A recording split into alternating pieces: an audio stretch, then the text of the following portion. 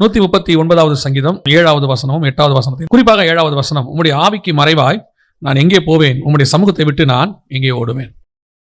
பொதுவாக தேவன் மனுஷனை உண்டாக்கின நாள் முதல் கொண்டு மனுஷனோடு கூட தேவன் உலாவ வேண்டும் என்று விரும்புகிறார். நீங்க வேதத்தில் வாசிச்சு பார்த்தீங்கன்னா ஆதியாகமத்தின் காலத்திலிருந்து ஆண்டவர் மனுஷனோடு கூட உலாவ வேண்டும் என்று விரும்புகிறார். ஏதனை விட்டு போன பிறகு மோசையை பார்த்து கர்த்தர் ஒரு வார்த்தை சொல்றார், உங்கள் நடுவிலே வாசம் பண்ணும்படிக்கு எனக்கு ஒரு கூடாரத்தை உண்டாக்கு. அப்புறம் இஸ்ரவேல் ஜனங்கள் தவறு செய்த உடனே ஆண்டவர் துக்கத்தோடு கூட சொல்லுகிறார், என் பரிசுத்த ஸ்தலத்தை விட்டு என்னை அவர்கள் தூரமாய் போக பண்ணுகிறார்கள் என்று சொல்லுகிறார். அதற்கு பிறகு ஆண்டவர் இந்த புதிய ஏற்பாட்டு காலத்தில் நம்மதியிலே வாசம் பண்ணுகிறார். நாம் தேவனுடைய ஆலயமாய் இருக்கிறோம் என்றும் தேவனுடைய ஆவி நமக்குள் வாசமாய் இருக்கிறது என்று நீங்கள் அறியீர்களா என்று வசனம் சொல்லுகிறார். தேவனுடைய விண்ணப்பம் அல்லது தேவனுடைய நோக்கம் அல்லது தேவனுடைய விருப்பம் எப்பவுமே என்ன அப்படின்னு பார்த்தீங்கன்னா, நம்மோடு கூட வாசம் பண்ணுவது, நம்மோடு கூட இருப்பது, நம்ம மத்தியிலே உலாவுவது, நம்ம மத்தியிலே பேசுவது. அதுக்கு தான் தேவன் மனுஷனை ஏற்படுத்தினார். பொதுவாக இன்னைக்கு கடவுள் அப்படின்னாலே ஒரு ஏதோ கொடுக்குற ஆண்டவர் அப்படின்னு நம்ம மாத்திட்டோம். நம்ம எல்லாம் எப்படி பண்ணி வச்சிருக்கிறோம்னா, கடவுள் நமக்கு ஏதோ செய்கிறவர், நமக்கு மேலே இருந்துட்டு நமக்கு அவர் தேவையானதெல்லாம் செய்கிறவர், நம்முடைய விண்ணப்பத்துக்கு பதில் தருகிறவர் இப்படின்னு சொல்லி நம்முடைய ஆங்கிள் காடை ஒரு வித்தியாசமான ஒரு இதில் நம்ம வச்சுட்டோம். நம்ம எப்பவுமே காடை ப்ரொவைடராகவே பார்க்கிறோம், அதாவது நமக்கு தருகிறவர், உதவி செய்கிறவர் அப்படின்னு சொல்லி. ஆனால் அதெல்லாம் தாண்டி தேவன் எதற்காக நம்மை உண்டாக்கினார், தேவன் நம்மகிட்ட இருக்கிற நோக்கம் என்ன, தேவன் நமக்கு நம்மோடு கூட என்ன செய்ய விரும்புகிறார், இதை நம்ம என்றைக்குமே கேட்டதே இல்லை. நாம் அதை பற்றி கான்சன்ட்ரேட் பண்ணுறதும் இல்லை. இன்னும் ஒரு சிலர்லாம் பார்த்தீங்கன்னு சொன்னால் ஆலயத்துக்கு வந்தாலும் சரி, ஜெப நேரத்துக்கு போனாலும் சரி, ஆராதனைக்கு போனாலும் சரி, இவங்க நேராக போவாங்க, இவங்க பேச வேண்டியது ஆண்டவர்கிட்ட பேசுவாங்க, பேசி முடிச்சுட்டு இவங்களே ஆமேன்னு சொல்லிட்டு வந்துடுவாங்க. அவ்வளோதான். அவர் என்ன பேச நினைச்சாரு, அவர் என்ன சொல்ல விரும்பினாரு, அந்த மாதிரி ஒரு காரியத்தை நம்ம ஆண்டவருக்கு சான்ஸே கொடுக்கறதில்ல, ஆண்டவர் பேசுறதுக்கு வாய்ப்பே கொடுக்கறதில்ல. பொதுவாக ஆண்டவர் பேச தான் விரும்புறாரு. மோசையை கூட்டிட்டு போய் 40 நாள் ஆண்டவர் தான் பேசினார், மோசையை பேசல. ஆண்டவர் தான் இரவும் பகலும் அவரோட என்ன செஞ்சுட்டு இருந்தாரு, பேசிக்கிட்டு இருந்தாரு. அதை எசேக்கியேலை கூட்டிட்டு போய் வானத்துக்கு பூமிக்கு நடுவில் வச்சு கர்த்தர் பேசுறாரு. யோவானை கூட்டிட்டு போய் பரலோகத்தில் வச்சு கிட்டத்தட்ட 22 அதிகாரம் பேசுறாரு ஆண்டவர். ஆண்டவர் தான் பேசுறாரு. அந்த இடத்துல யோவான் பேசுறது எவ்வளோன்னு பாருங்க, மிஞ்சி போச்சுன்னா ஒரு 10 வார்த்தைக்கு மேல இருக்காது, 10 தடவை தான் பேசியிருப்பாரு. அது ஆனால் மற்றபடி எல்லாம் முழுக்க தேவன் தான் பேசுவார். தேவன் ஆசைப்படுறது என்னன்னா, நம்மோடு கூட பேசணும், நம்மோடு கூட உலாவணும், நம்மோடு கூட சஞ்சரிக்கணும், நம்ம மத்தியில வாசம் பண்ணணும், இதுதான். ஆனால் மனுஷனுடைய சுபாவம் எப்பவுமே என்னவா இருக்குது, ஆதாம் காலத்துல இருந்து இப்போ வரைக்கும், இந்த நிமிஷம் இன்னைக்கு இருக்கிற பூமியில் இருக்கிற சபை வரைக்கும் அந்த 7வது வசனமா தான் இருக்கு. என்னவா இருக்கு, உம்முடைய ஆவிக்கு மறைவாய் நான் எங்கே போவேன், உம்முடைய சமூகத்தை விட்டு நான் எங்கே ஓடுவேன். மனுஷன் தேவனை விட்டு ஓடுறது அல்லது அவருடைய சமூகத்துக்கு மறைஞ்சு கொள்றது, இப்படியே தான் நம்ம செய்யறோம். அதுவும் குறிப்பா அந்த வசனம் என்ன சொல்லுது, உம்முடைய ஆவிக்கு மறைவாய் எங்கே போவேன், சமூகத்தை விட்டு நான் எங்கே ஓடுறது. சமூகத்தை விட்டு ஓடுறது, சமூகம் அப்படின்னா இங்கிலீஷ்ல பிரசன்ஸ்னு இருக்கும். அந்த சமூகத்துல சாவை எடுத்துட்டீங்கன்னா முகம்னு இருக்கும். முகமும் சமூகமும் ஒண்ணுதான், தேவனுடைய சமூகமும் தேவனுடைய முகமும் ஒண்ணுதான். எதை வச்சு சொல்றேன்னா, காயின் இடத்துல சொல்லும் பொழுது நான் உங்களுடைய சமூகத்தை விட்டு நான் எங்கே போவேன், இதான் ஃபர்ஸ்ட் மனுஷன் தேவனை விட்டு சமூகத்தை விட்டு வெளியே போறது. 4ஆம் அதிகாரம் ஆதியாகமத்தின் புஸ்தகத்தை நீங்கள் வாசிக்கும் போது 12வது வசனத்தை வாசிங்க. நீ நிலத்தை பயிரிடும் போது அது தன் பலனை இனி உனக்கு கொடாது, நீ பூமியில் நிலையற்று அலைகிறவனாய் இருப்பாய் என்றார். 14வது வசனம், இன்று என்னை இந்த தேசத்திலிருந்து துரத்தி விடுகிறீர், நான் உமது சமூகத்துக்கு விலகி, உம்முடைய சமூகத்திற்கு விலகி அப்படின்னு இருக்கு இல்லையா. ஆங்கிலத்துல பாத்தீங்கன்னா டிரான்ஸ்லேஷன்ல ஃப்ரம் யுவர் ஃபேஸ் அப்படின்னு இருக்கு, முகத்திற்கு விலகி அப்படின்னு இருக்கிறது. இங்கே சங்கீதக்காரன் சொல்றான், உம்முடைய சமூகத்தை விட்டு நான் எங்கே போவேன். சமூகமும் முகமும் ஏறக்குறைய, ஏன்னா அவருடைய முகத்துல இருந்தா பிரசன்னம் வருகிறது, அவருடைய முகத்தினால் நமக்கு பிரசன்னம் ஏற்படுகிறது. இப்போ சமூகத்தை விட்டு ஏன் விலகி மனுஷன் ஓடுறான், அந்த சமூகத்தின் பிரசன்ஸ், அவருடைய அந்த பிரசன்ஸ்ல இருந்து ஏன் மனுஷன் ஓடுறான், தேவனுடைய முகத்திற்கு விலகி ஓடுறதுக்கு நிறைய காரணங்கள் இருக்கிறது. இப்போ நம்ம காயினுடைய காரணத்தை அறிந்திருக்கிறோம், ஆதாமுடைய காரணத்தை நாம் அறிந்திருக்கிறோம். பொதுவாக நாம் தேவனோடு கூட ஒரு டிஸ்டன்ஸை மெயின்டைன் பண்ண தான் விரும்புகிறோம். பல நேரங்களிலே அதான் நடக்குது. என்ன காரணம் அப்படின்னு பார்த்தீங்கன்னு சொன்னால், நான் பிரச்சனை இருக்கிறதுனால தான் கடவுள்கிட்டே வருகிறேன். பிரச்சனை இருக்கிறதுனால நம்ம என்ன செய்யறோம், பொதுவாக ஆண்டவர்கிட்டே வரோம். கிட்ட போக போக பிரச்சனை அதிகமாகாது, கிட்ட போக போக தேவனோடு இருக்கக்கூடிய நெருக்கம் அதிகமாகும். அதில் என்ன நமக்கு இருக்கிற ஒரு ப்ராப்ளம் அப்படின்னு கேட்டிங்கன்னா, தேவனோட நெருங்க நெருங்க நெருங்க நாம அவரை போல மாற வேண்டிய அவசியமா இருக்குது. உதாரணமா நீங்க இங்க இருந்துகிட்டு ஒரு அதிகாரியோட தொடர்பு கொள்ளும் போது, இப்போ உதாரணமா இது நீங்க ஆன்லைன் கிளாஸ்லாம் பார்த்துருப்பீங்க இல்லையா. ஆன்லைன் கிளாஸ் நடந்துச்சு சமீபத்தில், கொரோனா பீரியட்ல எல்லாமே பசங்களுக்கெல்லாம் ஸ்கூல்ல ஆன்லைன்ல நடந்துச்சு. இந்த ஆன்லைன்ல நடத்தும் போது பாத்தீங்கன்னா, நம்ம பையன் 8 மணிக்கு ஸ்கூல் தொடங்குவாங்க ஆன்லைன்ல, 7:55 தான் எழுந்திருப்பான். 7:55 எழுந்திருச்சு பல்ல விளக்கிட்டு முகத்தை கழுவிட்டு வெறும் அந்த யூனிஃபார்ம் சட்டையை மட்டும் போட்டு வந்து உட்காந்துருப்பான். அதே ஸ்டூடெண்ட்டோ ஸ்கூலுக்கு வரணும், இன்னும் கிட்ட வரணும்னா என்ன செய்யணும், மோஸ்ட் பர்ஃபெக்ட் அந்த ஸ்கூலோட ரூல்ஸ் அண்ட் ரெகுலேஷன்ஸ் எல்லாத்துக்கும் ஃபாலோ பண்ணி டை போட்டு, பேட்ச் போட்டு, ஷூ போட்டு, சாக்ஸ் போட்டு, புக் எல்லாம் எடுத்துக்கிட்டு எல்லா புக்கையும் எடுத்துட்டு வரணும். அதே வீட்டுல இருந்து ஆன்லைனா இருந்தா ஒண்ணும் இல்லை, புக் இருக்கா இல்லையான்றது கூட பிரச்சனையே கிடையாது, சும்மா மண்டையை ஆட்டினா போதும் இல்லையா. அது மட்டும் இல்லை, திடீர்னு வைஃபை ஸ்டக்கப் ஆகி போச்சுன்னா ஆஃப் பண்ணிட்டு கூட போயிடலாம். கேட்டாங்கன்னா எங்க ஏரியால கரண்ட் கட் ஆயிடுச்சுட்டா நிறைய பையன் அப்படி இருக்கிறான். அப்ப நமக்கு இந்த தூரம் இருக்க நிறைய கன்வீனியன்சி. தேவனோட கிட்ட நெருங்க நெருங்க நெருங்க we want to be perfect. நிறைய காரியங்களில் நான் எப்படி இருக்க வேண்டியது, அவருக்கு ஏற்றார் போல மாற வேண்டியிருக்கிறது, அவருக்கு விருப்பம் போல நான் செய்ய வேண்டியிருக்கிறது. அதைத்தான் அவர் உபத்திரவம் என்று சொல்லுகிறார். அந்த மத தலைவர் சொல்லும்போது, கிட்ட போனீங்கன்னா நிறைய நீங்க ஆண்டவருக்காக விட வேண்டி வரும், நிறைய காரியங்கள். அது எவ்வளவு ஒரு சந்தோஷமான விஷயம் உங்களுக்கு தெரியல. அப்படி கிட்ட போக போக போக நிறைய காரியங்களை அவர்கள் பிரச்சனைகளாக நினைக்கிறார்கள். பிரச்சனை அல்ல, அது ஆசீர்வாதம். தேவனோடு கூட நெருங்கி சேர சேர ஆண்டவர் உங்களோடு கூட பேச தொடங்குவார், ஆண்டவர் உங்களோடு கூட நடக்க தொடங்குவார், ஆண்டவரோடு கூட சஞ்சரிக்க தொடங்குவோம். கர்த்தர் இனி வரப்போகிற காரியங்களை நம்மோடு கூட பேச தொடங்குவார். இதுதான் பெரிய ஆசீர்வாதம். ஆனா இங்க என்ன பிரச்சனை அப்படின்னு கேட்டீங்கன்னா, மனுஷன் எப்பவுமே ஒரு சமூகத்துக்கு விலகி ஓட நினைக்கிறான். ஏன்னா இந்த பெர்ஃபெக்ஷன், இந்த அளவுக்கு நாம வசதியா வாழ முடியாது. அதான் ஆன்லைன்ல இருக்கிற வசதி கண்டிப்பா எதுல வராது, நேர்ல போனா வராது. அப்ப தூரமா இருக்க இருக்க நமக்கு வசதி ஜாஸ்தி. தேவனோடு கூட நெருங்க நெருங்க நெருங்க I want to be perfect. இப்போ இந்த இடத்திலிருந்து சங்கீதக்காரன் சொல்றான், உங்களுடைய சமூகத்துக்கு நான் விலகி எங்கே ஓடுவேன். கர்த்தர் நாம் விலகி ஓட வேண்டும் என்று நினைக்கவில்லை. பட் நாம என்ன நினைக்கிறோம், ஒரு டிஸ்டன்ஸ்ல இருந்தா நல்லதுதான். ஒரு குறிப்பிட்ட கிறிஸ்தவர்களா இருக்கிற வரைக்கும் ஒரு பிரச்சனை இல்லை, டிவி பார்க்கலாம், சினிமா பார்க்கலாம், என்ன வேணா செய்யலாம். வாரத்துக்கு ஒரு நாள் சர்ச்சில் போயிட்டு வந்துட்டு நாம தசமா காணிக்கை கொடுத்துட்டு நம்ம பாட்டு நம்ம இஷ்டப்படி இருக்கலாம், இருந்தோம். அந்த ஒரு டிஸ்டன்ஸ். ஒரு இடத்துல ஒரு ஆவிக்குரிய அனுபவத்துக்கு வரும்போது, ஸ்பிரிச்சுவாலிட்டியில நீங்க இன்க்ரீஸ் ஆகும்போது, எதெல்லாம் நீங்கள் சரின்னு செஞ்சுக்கிட்டு இருந்தீங்களோ அதெல்லாம் பாவமாக தெரிகிறது. இதெல்லாம் செய்ய வேணாம் பைபிள் சொல்லுது. களியாட்டத்துக்கு உங்களை விலக்கி சொல்லுது, பரியாசத்துக்கு விலக சொல்லுது, உங்களை துன்மார்க்கர் மத்தியில உட்கார வேணாம்னு சொல்லுது. இதையெல்லாம் கேட்க கேட்க நம்ம அதை செய்ய ஆரம்பிக்கும் பொழுது இது கொஞ்சம் பர்ஃபெக்டா மாற வேண்டியிருக்கு. அப்ப நிறைய காரியத்தை என்ன செய்ய வேண்டியிருக்கு, விட வேண்டியிருக்கு.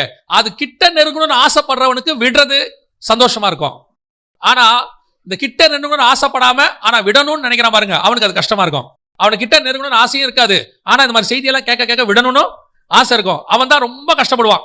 என்ன இது ரொம்ப ஆவிக்குரிய வாழ்க்கை டஃப்பா இருக்குதுங்க, கடினமாக இருக்கு, கர்த்தரோடு கூட சஞ்சரிப்பது ரொம்ப கஷ்டம். பைபிள் அப்படி இருக்குதா கர்த்தரோடு சஞ்சரிப்பது கஷ்டம்னு? ஒரு இடத்துல அது இருக்குதா? ஆசைப்படுறாங்க, அவங்க எல்லாருமே ஆசைப்படுறாங்க. ஆண்டவரே நான் உம்மோடு கூட சஞ்சரிக்கணும். மோசே சொல்றார், உம்முடைய முகத்தை நான் பார்க்கணும், உங்களுடைய மகிமையை நான் பார்க்கணும் ஆண்டவரே. இதுதான் நல்ல ஆவிக்குரிய அனுபவம், தேவனோடு கூட நெருங்கக்கூடியதான அனுபவம். ஆனால் காயின் சொல்ற வார்த்தை என்ன பாருங்க, உம்முடைய சமூகத்தை விட்டு இன்று என்று துரத்தி விடுகிறேன். அதுக்கு காரணம் நமக்கு தெரியும். பல நேரங்களிலே நாம் ஏன் கர்த்தருடைய சமூகத்தை விட்டு போகிறோம் நன்றாய் தெரிந்து கொள்ளுங்கள். இன்னைக்கு கர்த்தருடைய சமூகம் பிரசன்ஸ் நம்ம கூட, நம்ம எங்க ஜெபம் பண்ணாலும் இருக்கு, எல்லாம் இருக்கு. அந்த கர்த்தருடைய சமூகம் அப்படிங்கிறது கூடியான மிக முக்கியமான இன்னொரு இடம், நாம் எல்லோரும் கூடி வரக்கூடியதான திருச்சபை. இன்னைக்கு இந்த திருச்சபை தான் கர்த்தருடைய சமூகம். ஒரு விஷயத்தை நான் சொல்லிவிட்டு இந்த செய்திக்குள்ள போக விரும்புகிறேன். இந்த கடைசி காலத்துல, இந்த காலத்துல மட்டும் இல்ல, எல்லா காலத்திலையும் சொல்றேன், ஆனா இந்த காலத்துல கொஞ்சம் அதிகமா இருக்குது. இந்த சபை அமைப்பு கர்த்தர் உண்டாக்கினது. ரட்சிக்கப்பட்டவர்களை கர்த்தர் அனுதினமும் சபையிலே சேர்த்தார். இப்போ முதல் 4 சுவிசேஷமும் அப்போஸ்தலர் நடவடிக்கைகளும் எழுதப்பட்டதுக்கும், அடுத்து ரோமாபுரியிலிருந்து நீங்க நல்லா கவனிச்சு பாருங்க, தெசலோனிக்கேயர் வரைக்கும் சபைக்கு தான் எழுதப்பட்டிருக்கிறது. அடுத்து பாருங்க வெளிப்படுத்தின விசேஷம் சபைக்கு தான் எழுதப்பட்டிருக்கிறது. இப்போ 1 யோவான் 2 யோவான் 3 யோவானா இருக்கட்டும், 1 பேதுரு 2 பேதுரா இருக்கட்டும், இது எல்லாமே சபைக்கு தான் எழுதப்பட்டிருக்கிறது. அத்தனையும் தனிப்பட்ட மனுஷர்களுக்கு எழுதப்பட்டது 1-2 லெட்டர்ஸ், தீத்துவுக்கு திமோத்தியுக்கு. அது கூட சபையின் பக்தி விருத்திக்கு ஏதுவாய் தான் எழுதப்பட்டிருக்கிறது. அப்ப புதிய ஏற்பாட்டினுடைய அமைப்பு என்பது சபையை அடிப்படையாய் கொண்டது. சபை இதுக்கு அதை கட்டுவதற்கு, கட்டுவதற்கான கட்டடத்தை சொல்ல, அமைப்பை கட்டுவதற்கு, சபையை உருவாக்குவதற்கு, சபையை பரலோகத்துக்கு கொண்டு போவதற்காகத்தான் ஊழியம் என்பதே. இந்த கடைசி காலத்துல மினிஸ்ட்ரி.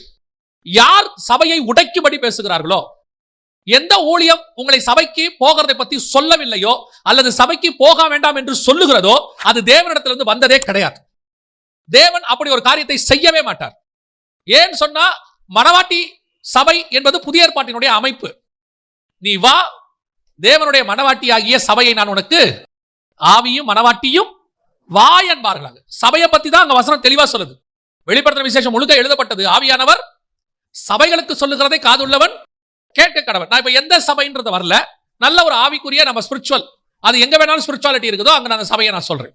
ஆனால் இன்னைக்கு நாம என்ன செய்யறோம், இந்த சபை அமைப்பை விட்டு நம்மை விளக்கக்கூடிய காரியங்கள், சபையிலிருந்து நம்மை பிரிக்கக்கூடிய காரியங்கள், அல்லது சபை வேணாம், அல்லது சபையில இருப்போம் ஆனா சபையோடு கூட அட்டாச்சா இருக்க மாட்டோம். நமக்கு இப்படிப்பட்டதான உபதேசங்களும் இப்படிப்பட்டதான காரியங்களும் தேவனிடத்திலிருந்து வந்தவைகள் அல்ல. சபையை ஒருங்கிணைத்து நீங்க கம்யூனியன் எடுக்கிறீங்க, திருவிருந்துன்னு பேரு, ஆங்கிலத்தில் கம்யூனியன் பேரு. கம்யூனியன் என்றால் நாம் எல்லோரும் ஒருமனப்பட்டு வந்து எடுக்கிறதுன்னு அர்த்தம். அதனாலதான் பைபிள் சொல்லுது, ஒருவருக்காக ஒருவர் காத்திருங்கள். ஒரு காலகட்டத்தில் சபை உருவாகுது, அவங்களே சபையை ஒரு இடத்துக்கு கொண்டு வராங்க. பவுலே என்ன பண்ணாருன்னு பாருங்க, வாசிச்சு பாருங்க. அப்போஸ்தலர் நடவடிக்கைகள் 19ஆம் அதிகாரம் 9:10. கூட்டத்துக்கு முன்பாக இந்த மார்க்கத்தை நிந்தித்த போது அவன் அவர்களை விட்டு விலகி சீஷரை அவர்களிலிருந்து பிரித்துக்கொண்டு திறன்னு என்னும் ஒருவனுடைய வித்தியாசாலையில் அனுதினமும் சம்பாஷித்துக் கொண்டு வந்தான். வித்தியாசாலை என்ன தெரியுமா? ஸ்கூல். பவுல் எங்க நடத்திருக்காரு சர்ச்சா? இவங்க எல்லாம் வீட்டுல நடத்துறாங்க. பவுல் எங்க நடத்திருக்கிறாரு? ஸ்கூல்ல நடத்திருக்கிறாரு. எத்தனை வருஷம் நடத்தினார்? 10வது வசனம். 2 வருஷ காலம். 2 வருஷ காலம். இப்படி நடந்ததினாலே எத்தனை வருஷம் நடத்திருக்காரு சர்ச் ஸ்கூல்ல? 2 வருஷம் நடத்திருக்கிறார். ஆதி அப்போஸ்தலர்கள் வீட்டில் கூடினார்கள்னா அன்னைக்கு வீட்டில் கூட வேண்டிய சிச்சுவேஷன் சர்ச் நடத்த முடியாது, ரோமர்கள் அடிச்சாங்க. கொஞ்சம் சிச்சுவேஷன் மாறிச்சு, ஸ்கூல்ல நடத்துற அளவுக்கு போயிட்டாரு பவுல். 2 வருஷம் நடத்திருக்கிறார். அப்புறம் சிச்சுவேஷன் வந்துச்சு, அவர்கள் வீடுகளை நடத்துனாங்க, ஸ்கூல்ல நடத்துனாங்க, சபைகள் கட்டினாங்க, சபைகளை கட்ட ஆரம்பிச்சாங்க. இப்போ எங்க கூடி வரோன்றது முக்கியமா, இடம் முக்கியமா, கூடுறது முக்கியமா? என்ன கூடுறதான முக்கியம்? ஒரு 500 பேர் இருக்கிற சர்ச்சை கட்டிட்டு வெறும் 50 பேர் வந்து 50 பேர் கூடுறது இடம் முக்கியமா, கூடுறது முக்கியமா? கூடுறதான முக்கியம். எங்க கூடுறனா முக்கியம்? நீங்க போய் பாருங்க, மிஷனரிகளோட பணித்தளத்துல போய் பாருங்க, மரத்தடியில ஆராதிச்சுட்டு இருப்பாங்க, காட்டுக்கு நடுவுல ஒரு இடத்துல உட்கார்ந்து ஆராதிச்சுட்டு இருப்பாங்க, கிடைச்சா ஒருத்தர் வீட்டுல ஆராதிப்பாங்க. இடம் அல்ல முக்கியம். புதிய ஏற்பாட்டில் இடம் சபை கிடையாது. புதிய ஏற்பாட்டில் நீங்களும் நானும் சபை. எப்ப இந்த சபை கூடி வருவதை உடைக்கக்கூடிய அளவுக்கு, சர்ச்சுக்கு போகாதீங்க, அங்க போகாதீங்க, இங்க போகாதீங்க. நீங்க அப்போஸ்தலர் காலத்துல அப்படி இருந்தாங்க ஒரு குரூப் இருக்கு. அப்போஸ்தலர் காலத்துல வந்து நமக்கு வந்து இந்த புதிய ஏற்பாட்டே தேவையில்லை, பழைய ஏற்பாடு போதும் அப்படிங்கிற ஒரு குரூப் இருக்கு. புதிய ஏற்பாட்டுல கூட 4 சுவிசேஷம் போதும், அதுக்கு மேல உள்ளதெல்லாம் தேவையில்லை அப்படின்னு இருக்கு. ஏன்பா 4 சுவிசேஷம் போதும்? இல்ல, அதுல 4 தான் இயேசு பேசினது, மத்ததெல்லாம் சீஷர் எழுதினது. இந்த 4 சுவிசேஷமும் யார் எழுதினது?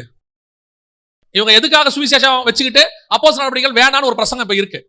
எதுக்கு வேணான்னு கேட்டா, அந்த அப்போஸ்தலர் நடவடிக்கைகள் எல்லாம் அதுல இருந்து உள்ளதெல்லாம் சீஷர்கள் எழுதினது. பவுல் எழுதினது, லூக்கா எழுதினது, பேதுரு எழுதினது, யோவான் எழுதினது.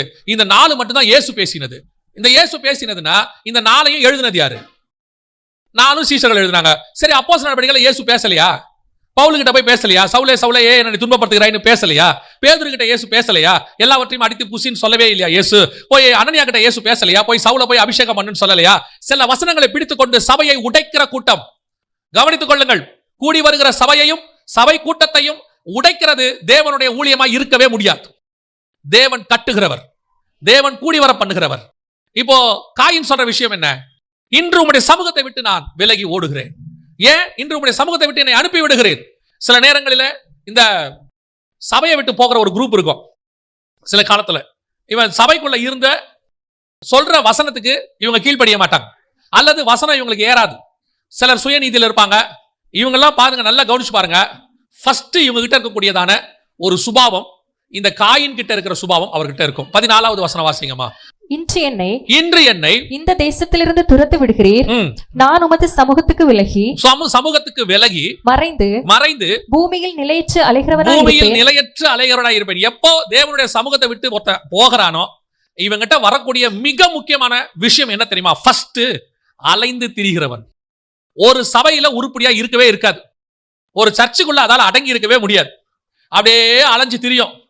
ஒவ்வொரு சபையா போவாங்க, ஒவ்வொரு டினாமினேஷனா போவாங்க, ஒவ்வொரு டினாமினேஷன்ல இருக்கிற ஒவ்வொரு சர்ச்சா போவாங்க. அதாவது இவங்க கிட்ட இருக்கக்கூடியதான மிக முக்கியமான டிராபேக், பிரச்சனை என்ன அப்படின்னு கேட்டீங்கன்னு சொன்னா, சர்ச்சு இவங்க நினைக்கிற மாதிரி இருக்கணும்னு நினைப்பாங்க. இவங்க விரும்புற மாதிரி சபை இருக்கணும். எப்ப தேவ சமூகத்தை விட்டு ஒருத்தன் போறானோ அலைந்து திரிகிறவனாய் இருப்பான். நான் சொல்றேன் பாருங்க, நீங்கள் விரும்புகிறபடி சபை இருக்காது, நீங்கள் விரும்புகிறபடி சபை அமையாது. பைபிள் சொல்லுகிறபடி தான் சபை இருக்கும். சபையில சொல்லி கொடுக்கிறபடி தான் நீங்களும் நானும் இருக்கணும்.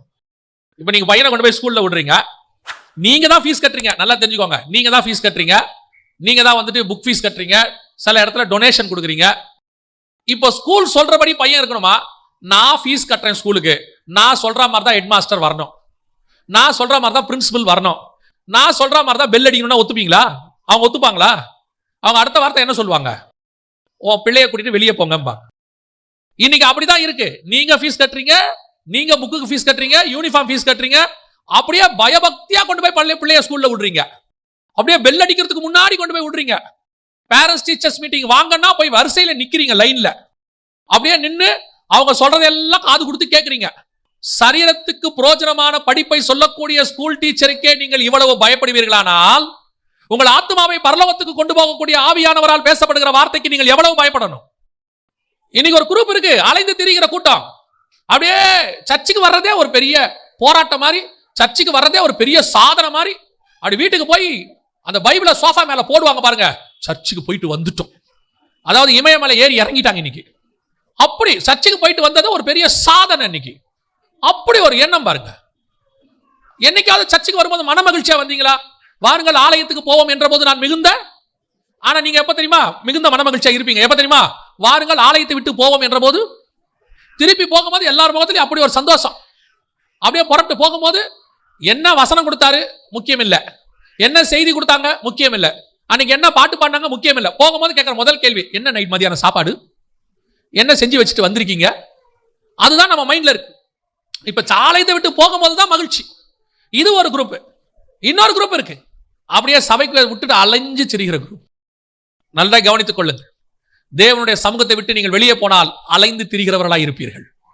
அலைந்து திரிகிறவனுக்கு பேர் என்ன தெரியுமா? அகதின்னு பேர். இங்கிலீஷ்ல நோமாடிஸ்ன்னு சொல்லுவாங்க. நாடோடிகள் அப்படின்னு அர்த்தம். இன்னைக்கு ஒரு பெரிய நாடோடி கூட்டம் இருக்கு. இந்த கூட்டம் அப்படியே அலைஞ்சு திரியும், எல்லா பக்கமும் போயிடும், எல்லாத்தையும் பாத்துறோம். இதால ஒரு இடத்துல ஸ்டாண்டர்டா இருக்கவே முடியாது. இப்போ உங்க பையன் வந்து சொல்றான், மேத்ஸ் டீச்சர் ஒழுங்கா பாடம் நடத்தல அப்படின்னு உடனே நீங்க சொல்லுவீங்களா? நாளையில இருந்து நம்ம பக்கத்துல இருக்க இந்த ஸ்கூலுக்கு போயிடலாம் தம்பி, இந்த ஸ்கூலுக்கு போ, ஒரு 3 நாளைக்கு போய் பாரு, சரியில்லைன்னா நம்ம வேணா மாத்திக்கலாம்னு சொல்றீங்களா? ஸ்கூல்ல என்ன சொல்றீங்க? போய் ஒழுங்கா சொல்லி கொடுக்கறத படி, இல்லைன்னா டியூஷன் வச்சுக்கலாம், ஆனா ஸ்கூலை மாத்த முடியாது. அதுக்கு சொல்றீங்க தானே? அதை விட நீங்கள் இம்பார்ட்டன்ஸ், நீங்கள் எந்த சபையில் ஸ்தாபிக்கப்பட்டீர்களோ, எங்கே நாட்டப்பட்டீர்களோ, எங்கே கர்த்தர் உங்களை உருவாக்கினாரோ அங்கே நீங்கள் தங்கி இருக்க வேண்டும். இன்னைக்கு அலைந்து திரிகிற கூட்டம் யார் தெரியுமா? அந்த ஃபர்ஸ்ட் சபையை விட்டு போறவன் யார் தெரியுமா? தேவனுடைய சமூகத்துக்கு விலகி ஓடுகிறவன். அவனுக்கு காட்ஸ் பிரசன்ஸே இருக்காது. ஒரே ஒரு வாரம் நீங்கள் ஆலயத்துக்கு வராவிட்டால் உங்க ஆத்மாவுக்குள்ள இருள் வந்த மாதிரி இருக்கும். அதை உணர்ந்தவனுக்கு மட்டும்தான் தெரியும். ஒரு வாரம் சர்ச்சுக்கு போகாவிட்டால், கர்த்தருடைய வார்த்தையை கேட்காவிட்டால், அந்த பிரசன்னத்துல இல்லைன்னா நமக்கு வந்து என்னவோ பாதிக்கப்பட்டு ஆவிக்குரிய வாழ்க்கையில ஒரு தொய்வு வந்த மாதிரி இருக்கும். இன்னைக்கு பாருங்க, ஞாயிற்றுக்கிழமை ஆலயத்துக்கு வர்றதை பத்தி யோசிக்கிறான். இன்னைக்கு அலைந்து திரிகிற ஒரு கூட்டம் சபையில உட்காந்துட்டு உங்களுடைய சமூகத்துக்கு விலகி ஓடி, இந்த மாதிரி கூட்டத்துக்கு தான் ஆண்டவர் ஒரு வார்த்தை சொல்றாரு பாருங்களேன். 12வது வசனம் வாசிங்க. அதே 4ஆம் அதிகாரம் 12ஆம் வசனம், ஆதியாகமத்தின் புத்தகம். நீ நிலத்தை பயிரிடும் போது அது தன் பலனை இனி உனக்கு கொடாது. நீ பூமியில் நிலையற்று அலைகிறவனாய் இருப்பாய் என்றார். அலைந்து திரிகிறவனுக்கு என்ன இருக்காது? அவன் பயிரிடுவான், ஆனா என்ன வராது? அது தன் பலனை கொடுக்காது. அதான் இங்க ரொம்ப முக்கியம். பல நேரங்களில இந்த சபைக்கு வராத ஆள் ஒரு காரணம் ஒண்ணு சொல்லும் பாஸ்டர் கிட்ட வந்து, நானும் கரெக்டா தான் பாஸ்டர் வந்து எல்லாம் செஞ்சு பார்த்தேன் பாஸ்டர், ஒன்னும் சரிப்படுற மாதிரி தெரியல, வியாபாரத்துல நஷ்டம், குடும்பத்துல தோல்வி, என்ன காரணம்னு தெரியல, பேசாம நான் அந்த சர்ச்சுக்கெல்லாம் வரதை விட்டுறலான்னு இருக்கேன். இவர் சர்ச்சுக்கு வந்ததுனால இப்ப என்ன இல்லையா? ஆசீர்வாதம் இல்லையாமா? நான் உங்களுக்கு ஒரு உண்மையை சொல்லுகிறேன். தேவனுடைய சமூகத்திற்கு ஒழுங்காய் தன்னை தாழ்த்தி வருகிறவன் ஆசீர்வதிக்கப்படாமல் போனதே கிடையாது. கர்த்தர் அத்தனை பேரையும் ஆசீர்வதிச்சிருக்கிறார். தேவனுக்கு பயந்து உண்மையாய் சபைக்கு வந்து கர்த்தரை ஆராதிக்கிறவனை ஒரு நாளும் கர்த்தர் கை விட்டதே கிடையாது. இது வந்து இவங்க சொல்றது பொய். சபைக்கு வந்து நான் ஒழுங்கா தேவனை ஆராதிச்சேன், ஆனாலும் என் வாழ்க்கையில் ஆசீர்வாதம் இல்லைன்னா அதை நான் ஒத்துக்கவே மாட்டேன். தேவனை ஒழுக்கமாய் தேடுகிறவர்கள், உண்மையாய் தேடுகிறவர்களுக்கு நிச்சயம் ஆசீர்வாதம் உண்டு. அப்படிதான் ஆண்டவர் சொல்றாரு. அவர் முகத்தை நோக்கி பார்த்தவர்கள் வெட்கப்பட்டு போனதே கிடையாது. அது எப்படி நம்ம ஆசீர்வதிக்கப்படாம போவோம்? யார் ஆசீர்வாதம் இல்லை தெரியுமா? இந்த அலைஞ்சு திரிகிற கூட்டம். ஞாயிற்றுக்கிழமை கூட சர்ச்சுக்கு வராது. கேட்டு பாருங்க, அன்னைக்கு ஒரு பிசினஸ், அன்னைக்கு ஒரு முக்கியம், அன்னைக்கு ஒரு வேலை இருக்குது. தேவனுக்கு நீங்கள் கொஞ்சத்தில் உண்மையா இருந்தால்தான் அநேகத்தின் மேல் அவர் உங்களை என்ன செய்வார்? அதிபதியாய் வைப்பார். இன்னைக்கு நம்ம ஆண்டவருக்கு டைம் கொடுக்கறது இல்லை. இந்த அலைஞ்சு திரிகிற கூட்டம் எப்பவுமே என்ன செய்யும் தெரியுமா? அலைஞ்சு திரிஞ்சுட்டே இருக்கும், பரபரப்பா வேலை பார்க்கும், பயங்கரமா வேலை செய்வாங்க. கேட்டா வேற சொல்லுவாங்க உழைக்கணுங்க. யாரும் இங்க உழைப்ப தவறாவே சொல்லல. தேவ சமூகத்துல வந்து உட்கார்ந்து இருக்கிறதுக்கு பேரு சோம்பேறித்தனம் இல்ல. உழைக்காம சோம்பேறித்தனமா உட்கார்ந்து இருக்காங்கன்னு அர்த்தம் இல்ல. அவன் அவ்வளவு பிசினஸ்க்கு நடுவிலையும் ஒரு 3 மணி நேரம் தேவ சமூகத்துல வந்து உட்கார்ந்து இருக்கிறான். அவனுக்கு தெரியும் பிசினஸ் வரும் ஞாயிற்றுக்கிழமை, இருக்கட்டும் பரவாயில்ல, இதை நான் கொஞ்சம் கர்த்தருக்காக விட்டேன், ஆனால் கர்த்தர் என்னை அநேகத்தின் மேல் அதிபதியாய் வைப்பார். யோசித்து பாருங்க, கொஞ்சம் ஆட்டை ஒருத்தர் கையில விட்டுட்டு தாவீது தேவன் சொன்னார்னு கோலியாத்து கிட்ட வந்தா, ஆண்டவர் இஸ்ரவேல் என்கிற முழு ஆட்டையும் மேய்க்கிற பொறுப்பை அவன் கையில கர்த்தர் கொடுத்து விட்டார். கொஞ்சத்தை நீங்க ஆண்டவருக்காக விட்டு பாருங்களேன், கொஞ்சம் விட்டு பாருங்களேன், அந்த சமூகத்துல உட்கார்ந்து தான் பாருங்களேன், ஆண்டவர் கொடுக்கிற நேரத்தை கொடுத்து தான் பாருங்களேன், எப்படி நீங்கள் ஆசீர்வதிக்கப்படாமல் போவீர்கள். தேவன் எப்படி ஆசீர்வதிக்காம போவார்? அது டிஃபால்ட். அது வந்து எப்படி தண்ணி குடிச்சா தாகம் அடங்கும், அது டிஃபால்ட். குடிச்சா அடங்கும், அவ்வளவுதான்.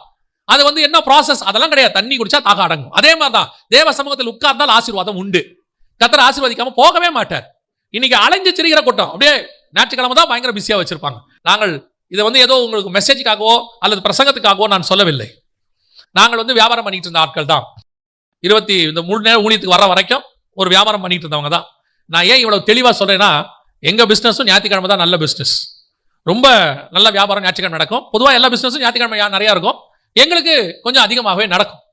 அப்பொழுது ஒரு முறை அந்த வியாபாரம் பண்ணிட்டு இருக்கும் பொழுது ஆண்டவர் கேட்டாரு, ஆராதிக்க வேண்டிய நேரத்தில் நீ இங்கே நிற்கிறாயே, நீ என்னிடத்துல ஆராதிக்க வர வேண்டாமா அப்படி. ஏன்னா பொதுவாக ஞாயிற்றுக்கிழமையில 3-4 மணி வரைக்கும் என்னால் வெளியே வர முடியாது. 4 மணிக்கு மேலே தான் வந்து குளிச்சு ரெடி ஆகிட்டு என்னால் முடிஞ்சா மாலை ஆராதனைக்கு போவேன். அப்படி இல்லைன்னா மாலையில் ரொம்ப டயர்டாக இருந்துச்சுன்னா தூங்கிடுவேன். அப்பொழுது ஒரு நாள் ஒரு தீர்மானம் எடுக்க வைத்தார் ஆவியானவர்.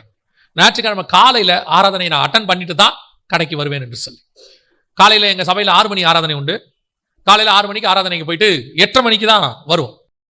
அப்பொழுது முதலாக நான் ஆராதனைக்கு போகும்போது என்னோடு கூட இருந்தவங்களாம் சொன்னாங்க, நீ இப்படி பிஸ்னஸை விட்டுட்டு போற, இது உனக்கு பெரிய நஷ்டத்தை உண்டாக்கும், பொறுப்பு இல்லாமல் போற, உனக்கு கொடுத்த பொறுப்பை நீ கவனிக்கணும், கடையை பார்க்கணும் அப்படின்லாம் சொன்னாங்க. நான் சொன்னேன், போயிட்டு வந்துடுவேன், 8:30 மணிக்கு முடியும், 9 மணிக்கு வந்துடுறேன். அது வரைக்கும் பீக்கில் இருக்கிற வியாபாரத்தை யார் பார்க்கறது அப்படி இப்படிலாம் சொன்னாங்க. ஆனாலும் அநேகரோட எதிர்ப்பை தாண்டி தான் நான் போனேன். போயிட்டு 9 மணிக்கு வந்துடுவேன். நான் உங்களுக்கு உண்மையை சொல்லுகிறேன், அந்த ஒரு நாள் ஒரு 3 மணி நேரம் கர்த்தருக்கு கொடுத்தேன். இன்னைக்கு 7 நாளும் கர்த்தருக்கு ஊழியம் பண்ணும்படி கர்த்தர் என்னை கொண்டு வந்து நிறுத்தி வைத்திருக்கிறார். நான் அந்த வியாபாரத்தை 3 மணி நேரம் விட்டதுனால நஷ்டம் அடையவே இல்லை. நான் கர்த்தருடைய சமூகத்தில் உட்கார்ந்தேன். யோபுவையும் அவனை சுற்றி உண்டான எல்லாவற்றையும் கர்த்தர் வேலி அடைத்து பாதுகாத்துக் கொண்டார் என்ற வசனத்தின்படி என்னையும் எனக்கு சுற்றி இருக்கிற வியாபாரம், குடும்பம் எல்லாவற்றையும் கர்த்தர் வேலி அடைத்து பாதுகாத்துக் கொண்டார். நாங்கள் அதில் நஷ்டப்பட்டு காணாமல்லாம் ஒன்றும் போல, இன்னைய வரைக்கும் கர்த்தர் எங்களை ஆசீர்வதிச்சிருக்கிறார். ஒரு குறைவில்லாதபடிக்கு நடத்துகிறார். அதனால உங்களுக்கு சொல்றேன், இந்த அலைந்து திரிகிற கூட்டம் கடைசியில என்ன விதைச்சாலும் நஷ்டம் தான். ஆண்டவர் சொல்றாரு ஈசாக்க பார்த்து, நீ இங்கேயே இரு, இங்கேயே விதை. அன்னைக்கு அந்த ஊர்ல பஞ்சம் இருக்கு, ஆனா கர்த்தர் சொல்றாரு நீ இங்க விதை. ஆண்டவரே, இது பஞ்சத்தின் தேசம் ஆண்டவரே, இங்க போய் விதைக்க சொல்றீங்களே, நான் சொல்றேன் நீ விதை, பஞ்சமா இருக்கட்டும். ஆனா வசனம் சொல்றது, அந்த வருஷத்துல ஈசாக்கு விதைத்தான், கர்த்தர் அவனை 100 மடங்கு ஆசீர்வதித்தார். எதுக்கு உங்களை சொல்றேன் தெரியுமா? என்னதான் செழிப்பான இடமா இருந்தாலும் சரி, கர்த்தருடைய சமூகத்தை விட்டு நீங்கள் போய் விதைத்தால் அது உங்களுக்கு பலன் தராது. ஆனால் பஞ்சத்தின் தேசமா இருக்கட்டும், கர்த்தருடைய சமூகத்திலிருந்து விதைத்து பாருங்கள், அது 100 மடங்கு ஆசீர்வாதத்தை கொடுக்க வல்லமை உள்ளவராக இருக்கிறார். அல்லேலூயா. இதுதான் கர்த்தர் நமக்கு வச்சிருக்காரு. இதை நீங்க நம்பணும். நீங்க விதைய நம்புறீங்க, லேண்ட நம்புறீங்க, அப்புறம் கிளைமேட்டை நம்புறீங்க, கடையை நம்புறீங்க, உங்க உழைப்பை நம்புறீங்க, ஆனா கர்த்தரை நம்புறது இல்ல. கர்த்தருடைய வார்த்தையை நம்புங்க. ஈசாக்கு விதைத்தது நிலத்துல இல்ல, கர்த்தருடைய வார்த்தையை நம்பி. ஈசாக்கு விதைத்தது பஞ்சத்தை அல்ல, அவன் சுத்தி இருக்கிற சூழ்நிலையை அவன் பார்க்கவில்லை, கர்த்தரை பார்த்தான், கர்த்தர் அவனை ஆசீர்வதித்தார். ஆனால் காயின் காலத்துல எல்லாம் செழிப்பா இருக்கு, ஆனால் காயின் விதைத்தால் வசனம் சொல்லுது அது பலன் தராது. ஏன் தெரியுமா? சமூகத்தை விட்டு வெளியே இருந்து விதைக்கிறவனுக்கும் தேவன் சொல்லுகிற சமூகத்துக்குள் உட்கார்ந்து விதைக்கிறவனுக்கும் வித்தியாசம் இருக்கிறது. அல்லேலூயா. முதலாவது, சமூகத்தை விட்டு விலகி ஓடுகிறவன் அலைந்து திரிகிறவனாக இருப்பான். 2வது, அவன் விதைக்கிற ஒன்றும் என்ன ஆகாது, பலன் தராது. இதுதான் கர்த்தருடைய சமூகத்தை விட்டு விலகி ஓடி அவருடைய முகத்துக்கு மறைவாய் இருக்கிறவன். சங்கீதக்காரன் சொல்றான் இல்லையா, 139:7, உமது ஆவிக்கு மறைவாய் எங்கே போவேன்? சமூகத்தை விட்டு மறைவா போயிட்டீங்க, அலைஞ்சு திரிகிறவங்க தான். பல நேரங்களில் ஒரு சாட்சியை சொல்லிட்டு நான் அடுத்த காரியத்துக்கு போறேன். ஒரு சிலருடைய சாட்சி இருக்கிறது, எங்கள் சபையில நடந்த சாட்சி. அவர்கள் வாழ்க்கையில பெரிய தோல்வி, எவ்வளவோ செஞ்சு அண்ணன் தம்பிகள்லாம் ஏமாற்றி பெரிய தோல்வி அடைஞ்சிட்டு இதுக்கு மேல வாழ்றதுக்கு வழியே இல்லை அப்படின்னு சொல்லி தான் சபைக்கு ஒரு நாள் யார் மூலமோ கேள்விப்பட்டு இயேசுவின் இடத்துல வந்தார்கள். வந்தபோது அவர்கள் சபையில ஆண்டவர் இடத்துல ஒப்பு கொடுத்தார்கள். ஆண்டவர் அற்புதமாய் சில காரியங்களை, வழிவாசல்களை திறந்தார். கர்த்தர் அவர்களை ஆசீர்வதிச்சார். அவர்கள் ஆசீர்வதிக்கப்பட்டு ஒன்றுமில்லாமல் 0ல இருந்தாங்க. கர்த்தர் அவர்களை ஆசீர்வதிச்சு அவர்கள் குடும்பத்தை பலுகி பெருக பண்ணி அவர்கள் குடும்பத்திலிருந்து ஊழியக்காரர்களையும் ஆசீர்வாதத்தையும் கர்த்தர் கொண்டு வந்துட்டார். நாங்கள் ஒரு இடத்துக்கு போயிருந்தோம். அப்ப அவங்க எங்ககிட்ட சொன்ன சாட்சி, அவர்கள் இந்த வட்டிக்கு கொடுக்கக்கூடியதான ஒரு தொழிலை செய்கிறவர்கள் ஆண்டவரை ஏற்றுக்கொண்டார்கள். ஏற்றுக்கொண்ட உடனே அவங்களுக்கு ஒரு மனதில் கொஞ்சம் உறுத்தல், வட்டிக்கு விடுறோமே, பைபிள்ல வட்டிக்கு கொடுக்க கூடாதுன்னு இருக்குதே அப்படின்ட்டு கர்த்தருடைய வசனத்தை நம்பி வட்டிக்கு கொடுக்கிற தொழிலை நிறுத்திட்டாங்க. ஒரே நாள் கிட்டத்தட்ட 3 பிள்ளைகள், கணவன் மனைவி 5 பேர் நிறுத்திட்டாங்க. அப்ப அவங்களுக்கு வேற தொழிலும் தெரியாது. அவங்க பரம்பரை அதை வட்டிக்கு விட்டுக்கிட்டு வராங்க, வேற தொழிலும் தெரியாது. அப்பொழுது உட்காந்து ஒரு 3 நாள் உபவாசம் பண்ணி ஆண்டவர்கிட்ட ஜெபம் பண்ணியிருக்கிறாங்க. ஆண்டவரே, எங்களுக்கு ஒரு வழிவாசலை திறந்து கொடுங்க அப்படின்னு சொல்லி. 3வது நாள் முடியும் போது அந்த வீட்டில் இருக்கிற அந்த கணவன், அவருடைய அம்மா சொன்னார்களாம், எனக்கு ஒரு காரியத்தை கர்த்தர் உணர்த்துறாரு, செய்வோமா? என்னம்மா சொல்றாரு? எனக்கு நல்ல சமோசா போட தெரியும், நாம் அந்த சமோசா போட்டு வியாபாரம் பண்ணுவோமா அப்படின்னு சொல்லி. கரெக்டா அவர்கள் ஆரம்பிக்கிறதுக்கு சில 1-2 நாள்ல பாத்தீங்கன்னா லாக்டவுன் போட்டாங்க. லாக்டவுன் போட்டப்ப கடையெல்லாம் மூடிட்டாங்க. இப்ப என்ன செய்யறதே தெரியல. ஆனாலும் வீட்டு வாசல்ல வச்சு அவர்கள் சமோசா போட தொடங்கினார்கள். அந்த காரியத்தை கர்த்தர் ஆசீர்வதிச்சார். யோசிச்சு பாருங்க, வீட்டு வாசல்ல சும்மா ஒரு கடை வச்சு சமோசா போட்டாங்க, கர்த்தர் ஆசீர்வதிச்சாரு. ஆசீர்வதித்து கொரோனா நேரத்திலே கர்த்தர் அவர்களை பலுகி பெருக பண்ணி 2 வருஷத்துக்குள்ளாக ஒரு இடத்தை வாங்குகிற அளவுக்கு கர்த்தர் அவர்களை ஆசீர்வதிச்சிட்டார். ஒரு 2 வருஷத்துக்கு முன்னாடி என்ன செய்யறதே தெரியாது, அலைந்து திரிகிற ஒரு கூட்டம். ஆனால் அவர்கள் கர்த்தர் சொன்னபடி தரித்திருந்தார்கள். கர்த்தர் அவர்கள் சமூகத்திலிருந்து அவரை ஆசீர்வதித்தார், அவர்கள் பலுகி பெருக பண்ணி இருக்கிறார். இப்போ உங்களுக்கும் சொல்றேன், தேவன் தன்னை நோக்கி பார்த்த ஒருவரையும் ஒரு நாளும் என்ன செய்ததில்லை, கைவிட்டதே கிடையாது. தன்னை நோக்கி பார்க்கிறவர்கள் வெட்கப்பட்டு போன வேண்டும் என்று அவர் நினைத்ததே கிடையாது. அவர் விட்டு போனவர்கள் தான் அலைந்து திரிகிறவர்களாய் மாறி இருக்கிறார்கள். அவரை விட்டு போனவர்கள் தான் விதைத்த விதைகள் எல்லாம் பலன் கொடுக்காமல் போயிருக்கிறது. அவர் கூட இருங்க, சில நேரத்தில் விழுந்தாலும் அவர் மீண்டும் தூக்கி எடுத்து உங்களை ஆசீர்வதிக்க வல்லமை உள்ளவராய் இருக்கிறார். அல்லேலூயா. 2வதாக வாசிங்கள் 1 ராஜாக்களின் புஸ்தகம் 19ஆம் அதிகாரம் 13வது வசனத்தை வாசிங்கள். அதை எலியா கேட்டபோது தன் சால்வையினால் தன் முகத்தை மூடிக்கொண்டு வெளியே வந்து கெபியின் வாசல் நின்றான். அப்பொழுது இதோ எலியாவே, இங்கே உனக்கு என்ன காரியம் என்கிற சத்தம் அவனுக்கு உண்டாயிற்று. இந்த எலியா கர்த்தர் கூப்பிடுகிறார், வெளியே வந்து நில்லு அப்படின்னு சொல்றார். சொன்ன உடனே வசனம் சொல்லுது, எலியா தன் முகத்தை மூடிக்கொண்டு. ஏன் எலியா கர்த்தரை முகத்தை மூடிக்கொண்டு கர்த்தரை பார்க்கிறாரு? எலியா முகத்தை மூடுறவரே கிடையாது. எலியா எப்படிப்பட்டவர் தெரியுமா? வாசிங்க 1 ராஜாக்களின் புஸ்தகம் 17ஆம் அதிகாரம் 1வது வசனத்தை வாசிங்க. கீலேயாத்தின் குடிகளிலே திஸ்பியனாகிய எலியா ஆகாபை நோக்கி, என் வாக்கின்படியே அன்றி இந்த வருஷங்களிலே பனியும் மழையும் பெய்யாதிருக்கும் என்று இஸ்ரவேலின் தேவனாகிய கர்த்தருக்கு முன்பாக நிற்கிற நான். இஸ்ரவேலின் தேவனாகிய கர்த்தருக்கு முன்பாக நிற்கிற நான். அந்த வசனம் என்ன சொல்லுது? கர்த்தருக்கு முன்பாக. என்ன ஒரு தைரியம் பாருங்க. ஒரு ஊழியக்காரனுக்கு இருக்க வேண்டியதான ஒரு தைரியம் அது. I am standing in front of the God. I am standing in the presence of the God. I am standing in the front of the face of the God. தேவனுடைய முகத்திற்கு முன்பாக நான் நிற்கிறேன், கர்த்தருடைய சமூகத்தில் நான் நிற்கிறேன், கர்த்தருக்கு முன்பாக நிற்கிறேன். எவ்வளவு பெரியதான ஒரு கான்ஃபிடென்ட். ஒரு ஊழியக்காரன் இப்படிதான் இருக்கணும். அவனுக்கு ஒரு தைரியம் இருக்கணும். என்ன இருக்கணும் தெரியுமா? நான் கர்த்தருக்கு முன்பாக நிற்கிறவன். நான் எப்பவுமே சொல்வேன், கர்த்தருக்கு முன்பாக ஒரு ஊழியக்காரன் நின்னுட்டானா உலகத்துல யாருக்கு முன்னாடி அவன் நிக்கலாம், எப்பேற்பட்ட ஆளுக்கு முன்னாடி நிக்கலாம். அவன் பயப்பட வேண்டிய அவசியமே இல்ல. அவன் நிக்க வேண்டியது கர்த்தருக்கு முன்பாக. அவன் நின்னுட்டான், வேற யாருக்கிட்ட நிக்கவும் பயமே கிடையாது. அமெரிக்காவில் மிகப்பெரியதான ஊழியக்காரர் பில்லி கிரஹாம். அவர் ஒரு கூட்டத்துக்கு அவர் பாத்தீங்கன்னா ஒரு 3 லட்சம் பேர் 2 லட்சம் பேர் வருவாங்க. அவருடைய மெசேஜை கேட்டு பாருங்க. கர்த்தர் அவரோடு கூட இருக்கிறாருங்கிற தைரியத்தை அந்த மெசேஜில் நீங்க பார்க்க முடியும்.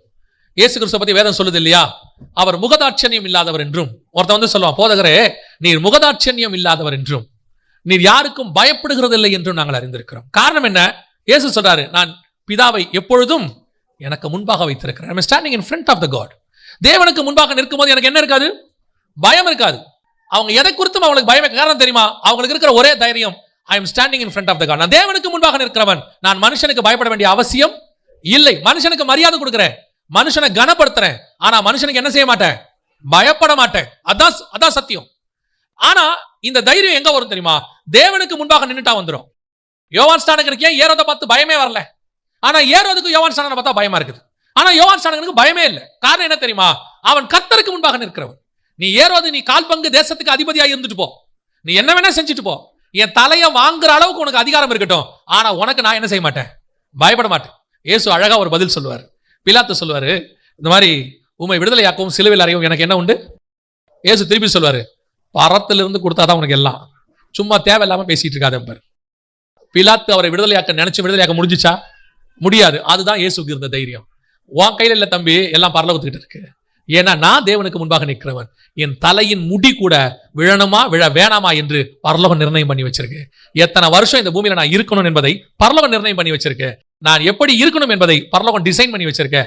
அதனால அந்த டிசைன் பண்ற அதிகாரம் யாருக்கும் கிடையாது. எத்தனையோ பேர் எத்தனையோ ஊழியக்காரர்களுக்கு விரோதமா எழும்பி அதை பண்ணுவேன் இதை பண்ணுவேன் அப்படிலாம் சொன்னாங்க. சொன்னவர்கள் எல்லாம் காணாமல் போனார்கள். ஊழியக்காரர்களுக்கு விரோதமாக கையெழுத்து போட்ட எத்தனையோ அதிகாரிகள் கையெழுத்து போட்டு சபைக்கும் ஊழியக்காரர்களுக்கு விரோதமாக கையெழுத்து போட்டாங்க. கையெழுத்து போட்டு இந்த சபையும் இங்க கட்டக்கூடாது, ஊழியக்காரங்க இருக்கக்கூடாதுன்னு அவங்க நினைச்சாங்க. கடைசியில கிறிஸ்தவ ஹாஸ்பிட்டல்ல போய் அவர்களுக்கு மருத்துவம் பார்க்கிற அளவுக்கு கர்த்தர் கொண்டு நிறுத்திட்டார். எந்த சர்ச்சுக்கு விரோதமா நீ கையெழுத்து போட்டியோ கடைசியில அந்த கிறிஸ்தவன் தான் உனக்கு மருத்துவமே பார்க்கணும். அதுதான் கர்த்தர் செஞ்சு வைக்கிறது. நம்ம நினைச்சு கூடாது நாங்க தான் டிசைன் பண்றோன்னு. நீங்க டிசைன் பண்ணல, ஹெவன் டிசைன் பண்ணுது. காரணம் கர்த்தருக்கு முன்பாக நிற்கிறேன் நான். ஆனா அந்த எலியா இப்ப சொல்றாரு, வாசிங்க 1 ராஜாக்கள் 19:13 திருப்பி வாசிங்க பாப்போம். அதை எலியா கேட்டபோது தன் சால்வையினால் தன் முகத்தை மூடிக்கொண்டு. காரணம் என்ன? கர்த்தருக்கு முன்பாக நிற்கிற எலியா அவ்வளவு தைரியமா ஆகாபு கிட்ட சொல்றான், கர்த்தருக்கு முன்பாக நிற்கிறேன் நான் அப்படிங்கிறான். அப்பேற்பட்ட ஒரு தைரியசாலிக்கு ஏன் திடீர்னு முகத்தை மூடுற சுபாவம் வந்துச்சு? ஏன் திடீர்னு அவருக்கு அப்படி ஒரு சூழ்நிலை ஏற்பட்டது? கவனிங்கள், எலியாவுக்கு கர்த்தர் ஒரு வேலையை கொடுக்கிறார். சூரிய செடிக்கு கீழே படுத்திருக்கும் போது 1 ராஜாக்கள் 19 ஒரு வேலையை கொடுக்கிறார். வேலையை கொடுத்து சொல்றாரு, நீ எழுந்து நட, நீ பண்ண வேண்டிய பிரயாணம் வெகு தூரம் அப்படின்னு தூதனை அனுப்பி சொல்றாரு. இப்போ எலியா எழுந்துச்சு பிரயாணம் பண்ண ஆரம்பிச்சிட்டார். ஆரம்பிச்சவரு எந்த பக்கம் பிரயாணம் பண்ணிட்டாருன்னு கேட்டீங்கன்னா, ஆப்போசிட் டைரக்ஷன்ல பிரயாணம் பண்ணிட்டார். எங்க போயிட்டாரு? எகிப்துல இருக்கிற ஓரேபுக்கு போயிட்டார். பிரயாணம் பண்ணி எகிப்துல இருக்கிற ஓரேபுக்கு போயிட்டார். அங்கதான் இந்த கான்வர்சேஷன் நடக்குது. ஆண்டவர் எலியாவை பார்த்து பேசுறது அங்கதான் நடக்குது. எலியாவே, உனக்கு இங்க என்ன காரியம், ஏன் இங்க வந்த அப்படின்னு கேட்கிறாரு. இப்ப எலியா எல்லாத்தையும் முகத்தை மூடிக்கிட்டு எல்லாத்தையும் சொன்ன உடனே கர்த்தர் அவரை பார்த்து சொல்ற ஒரு வார்த்தை இருக்குது பாருங்க. 15வது வசனம் வாசிங்க. 15.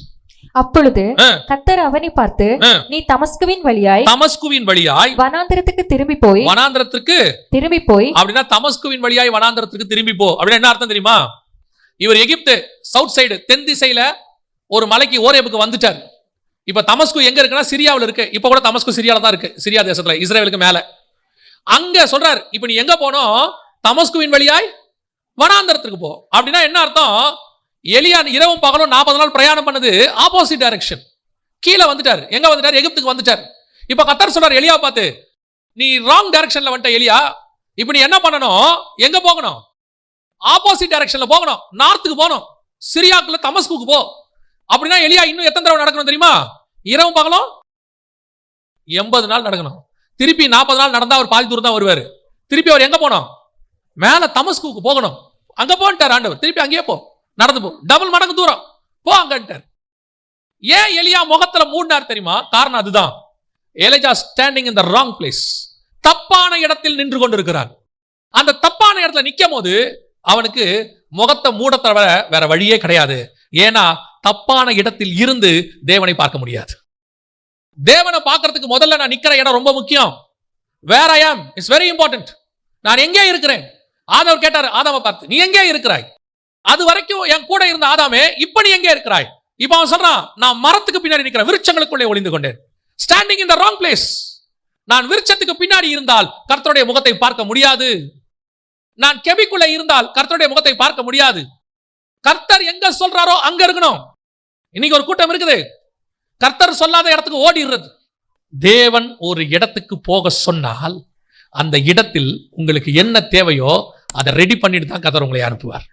தேவன் கொண்டு போய் நிறுத்துகிற இடம் அது கடினமா இருக்குதா, அது வனாந்திரமா இருக்குதான்றதெல்லாம் முக்கியம் கிடையாது. அவர் நிறுத்தினா அந்த இடத்தில் கர்த்தர் ஆசீர்வதிக்க வல்லமை உள்ளவராய் இருக்கிறார். தேவன் நினைச்சா பாபிலோனில் வைத்தும் தானியேலை ஆசீர்வதிப்பார். தேவன் நினைச்சா எருசலேமிலும் சிதேக்கியா கண்களை பிடுங்கும்படி கர்த்தர் செய்வார். எருசலேம்ல இருந்துட்டா எல்லாமே ஆசீர்வாதமா அப்படின்னு நினைச்சுக்கிறது ஒரு குரூப். ஓ பாபிலோன் பாவத்தின் தேசம். கர்த்தர் உன்னை எங்க வைக்கிறார்ன்றதா முக்கியம். எங்கே நீ நிற்கிறாய் என்பது ரொம்ப முக்கியமான கேள்வி. Where you are standing. கர்த்தருக்கு முன்பாக நிற்கிறோமா? இன்னைக்கு நமக்கு என்ன ஆசை? ஓ பெரிய கம்பெனிக்கு போயிட்டோம்னா ஆசீர்வாதமா இருக்கும்.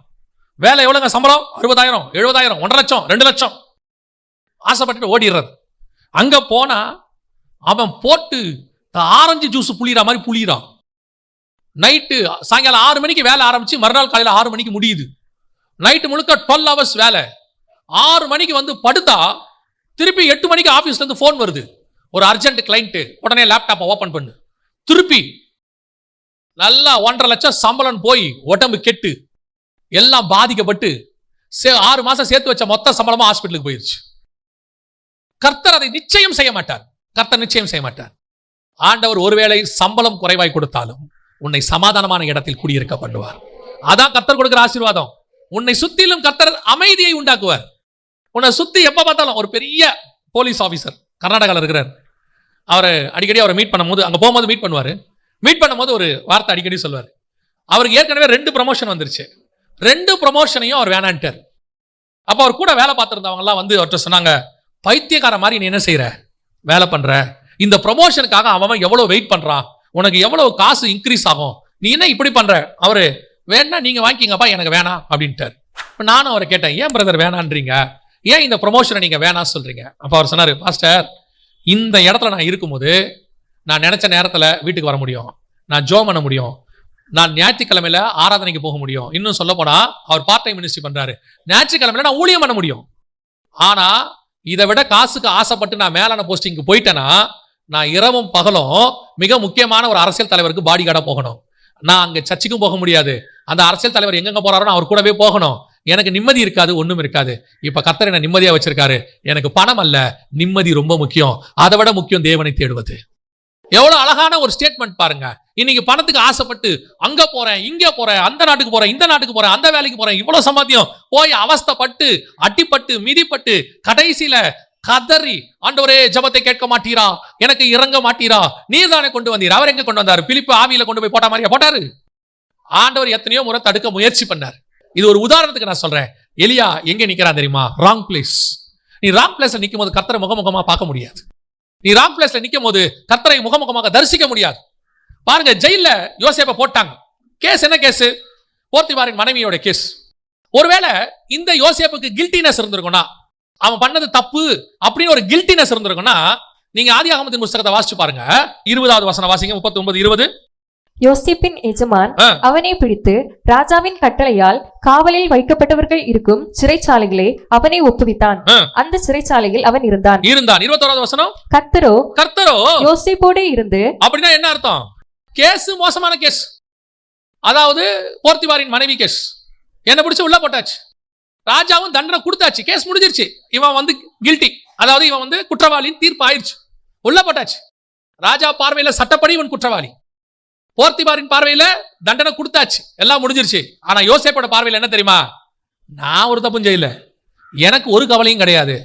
நான் வெளியே இருந்தால் கர்த்தர் என்னோடு கூட வெளியே இருப்பார், நான் ஜெயிலில் இருந்தால் கர்த்தர் என்னோடு கூட ஜெயிலில் இருப்பார். ஏன்? நான் எங்க இருக்கிறனோ கர்த்தர் அங்க என் கூட இருப்பார். ஏன்னா நான் கர்த்தருக்கு முன்பாக நிற்கிறவன். எனக்கு கில்ட்டினஸ் கிடையாதுங்கிறான். எனக்கு எந்த பிரச்சனையும் கிடையாது. உங்களுக்கு தான் அது கேஸ், உங்களுக்கு தான் அது என்ன வேணா சொல்லிட்டு போங்க. என்னை பொறுத்த வரைக்கும் நான் போர்த்திபார் வீட்டில் இருந்தாலும் சரி, பார்வோனின் அரண்மனையில் இருந்தாலும் சரி, சிறைச்சாலையில் இருந்தாலும் சரி, கர்த்தர் என்னோடு கூட இருப்பார். Standing in front of the God, அதான் முக்கியம். நாம் எங்கே இருக்கிறோமோ அங்கே கர்த்தர் இருக்கணும். கர்த்தர் எங்கே வைக்கிறாரோ நாம் அங்கே இருக்கணும். அதான் இன்னைக்கு முக்கியம். இன்னைக்கு நம்ம என்ன செய்யறோம்? நமக்கு எது வசதி? கெபியா இருக்குமா? நமக்கு எது வசதி? அரண்மனையா இருக்குமா? நமக்கு எது வசதி? சவுதி அரேபியாவா இருக்குமா? இல்ல மலேசியாவா இருக்குமா? சிங்கப்பூரா இருக்குமா? ஆண்டவர் சொல்றாரு, உனக்கு ஒரு இடத்தை நான் பிக்ஸ் பண்ணி வச்சிருக்கிறேன். அந்த இடத்துல, நான் சொல்ற இடத்துல நீ இரு. அங்கே நான் உன்னை ஆசீர்வதிக்க வல்லமை உள்ள தேவனாக இருக்கிறேன். அப்போ உங்களால தேவனை தைரியமாய் பார்க்க முடியும். ஊழியத்துக்கு வந்த புதுசுல 11 மாசம் எந்த விதமான ஊழியமும் கிடையாது. ஆண்டவர் வந்து பழக்குவித்த நேரம். எந்த விதமான ஊழியமும் கிடையாது. அதே நேரத்தில் சுத்தி இருக்கிறவர்களுடைய வசை சொற்கள், கேலி பேச்சு, எல்லாரும் ரொம்ப கிண்டல் பண்றாங்க. உண்மையிலே கர்த்தர் உன்னை ஊழியத்துக்கு கூட்டு வந்தாரான்னு கேட்கறாங்க. என்னென்னமோ அவங்களால முடியுமோ, என்னென்ன முடியுமோ எல்லாம் சொல்றாங்க. இந்த 11 மாசமும் ஒரே ஒரு விஷயம் மட்டும்தான் என்னை கர்த்தருக்குள் நிக்க வச்சுச்சு. ஏன்னா நானே பல நேரத்தில் முடிவெடுக்கிறேன், ஐயோ இப்படிலாம் கேட்கறாங்களே, பேசாம வேலைக்கு போயிடலாமா, இல்ல திருப்பி வெளிநாட்டுல இருந்து வந்தமே அங்கேயே போயிடலாமா, இப்படி பல யோசனைகளுக்கு நடுவில் ஒரே ஒரு காரியம் மட்டும் என்னை நிற்க வச்சுச்சு. என்ன தெரியுமா? கர்த்தர் என்னோடு கூட பேசிக்கொண்டே இருந்தார். உன்னை அழைச்சு கொண்டு வந்தது நான் தான். இந்த ஊழியத்தில் உன்னை நான் பயன்படுத்துவேன். அதுக்கான காலம் வரும்போது எடுத்து பயன்படுத்துவேன். அது வரைக்கும் பொறுமையா காத்துரு. அந்த டைமிங், வெயிட்டிங் பீரியட், அந்த நேரத்துல கர்த்தருக்கோடு இருக்கும் பொழுது உங்களுக்கு இந்த மத்தவங்க பேசுறது, அதுல வரக்கூடிய கஷ்டம், அதனால ஏற்படக்கூடிய மன உளைச்சல் எதுவுமே பெரிய பாதிப்பை ஏற்படுத்தாது. பல நேரத்துல எல்லாரும் என்ன சொல்லுவாங்க? வேலை இல்ல, ஓ அப்படி பண்ற இப்படி பண்ற, என்ன பண்ண போறோம், எதிர்காலம் என்ன, நடுத்தரல நிக்க போற, நாசமா போக போற, உன் குடும்பம் என்னமாகும், இப்படி ஒரு குரூப் பேசிக்கிட்டே இருக்கும். இன்னொரு குரூப் இன்னும் கொஞ்சம் அதிகப்படியா பேசும், நீ சோம்பேறி, நீ வந்து அர்த்தம் காசுல வாழ பாக்குற, இப்படி சொல்லிட்டு இருக்கும். எல்லாம் ஒரு பக்கம் ஒரு மாதிரி பேசிக்கிட்டே இருப்பாங்க. ஆனா ஆண்டவர் சொல்வாரு, நான் உன்னை கூட்டு வந்திருக்கேன், நீ பொறுமையாரு, நான் உன்னை கூட்டு வந்திருக்கேன். அந்த காலகட்டம் சுத்தி இருக்கிறவர்கள் நம்மை வேதனைப்படுத்தினாலும், நம்மை சுத்தி இருக்கிற சூழ்நிலை அகைன்ஸ்டாக இருந்தாலும், நம்மை கர்த்தருக்குள் நிக்க வைக்கிறது என்ன தெரியுமா? அந்த தேவனுக்கு முன்பாக இருக்கிற அனுபவம், அவர் பேசுகிற வார்த்தை. அதுக்குதான் சொல்றேன், ரைட் இடத்துல நீங்க நின்னுட்டீங்கன்னா உங்களை அந்த இடத்துல கர்த்தர் உங்கள் முகத்தை மறைக்காதபடி தைரியமாய் நிற்க பண்ணுவார். தைரியமா நிற்க பண்ணுவார். நீங்க பேசலாம், ஆண்டவர்கிட்ட சொல்லலாம், நான் கர்த்தர் சொல்லி வந்திருக்கிறேன், என்னை ஒரு நாள் கர்த்தர் உயர்த்துவார், அது வரைக்கும் நான் சிறைச்சாலைக்குள் இருக்க வேண்டியது அவசியம். நான் சிறைச்சாலையில் இருக்கிறேன், ஆனாலும் தேவன் என்னோடு கூட இருக்கிறார். யோசிச்சு பாருங்களேன், சிலுவையில் 2 கல்லன் தொங்குறான், 2 பக்கம், ஒரு பக்கம் இயேசுவும் தொங்குறாரு. அங்க இருக்கிறவங்கள 3 பேரும் குற்றவாளிகள். அத்தனை பேரும் குற்றவாளி. ஒருத்தன் நம்ம பார்வைக்கு குற்றவாளி, இன்னொருத்தன் நம்ம பார்வைக்கு நல்ல கல்ல.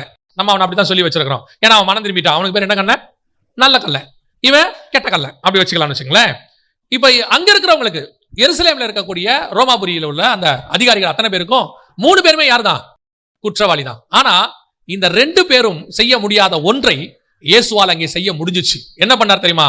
தன் தலையை உயர்த்தி பிதாவை நோக்கி, பிதாவே, இவர்கள் செய்கிறது என்னதென்று அறியாதிருக்கிறார்கள். இவர்களுக்கு இந்த 2 பேரும் சாக விடாமல் அவனுக்கு மன்னிப்பு கேட்கிறான். ஆனா இவரோ தன்னை அடித்தவர்களுக்கு மன்னிப்பு கேட்கிறாரு. ஏன் அந்த தைரியம் வருது தெரியுமா? நான் தப்பு செய்யல, அவங்க தான் தப்பு செஞ்சிருக்காங்க. நான் இன்னும் பிதாவுக்கு முன்பாக உண்மையும் உத்தமமாய் இருக்கிறேன்.